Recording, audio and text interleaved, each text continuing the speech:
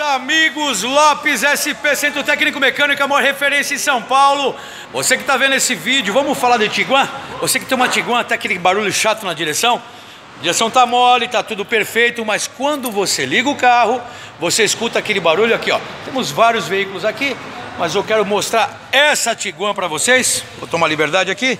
Entramos no veículo, olha só. Ligamos o carro, tudo certo, direção mole, né?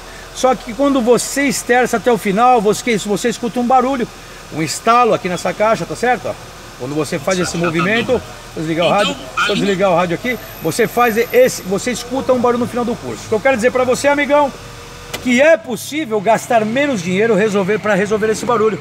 Aqui na SP você vai encontrar os melhores profissionais, é claro, para fazer um trabalho legal, porque é possível fazer a reparação, é possível fazer vamos dizer, o ajuste dessa caixa, e com isso você não vai precisar trocar a caixa.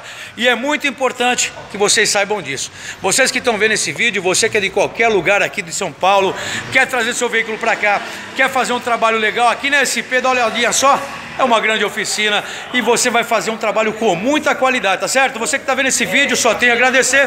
Por isso, amigão, anota os telefones que eu vou te passar, não fique de cabeça quente, que aqui você vai resolver com qualidade. Anota agora, vou passar agora 011 23 64 7388 ou 011 23 64 7488. Se você preferir, manda o WhatsApp para mim agora, 011 970 98 1106. Então, a melhor manutenção, gastando muito menos, é claro, com os amigos aqui da SP. Eu, particularmente, Lopes, deixo um abraço, deixa um like pra mim, dá uma força.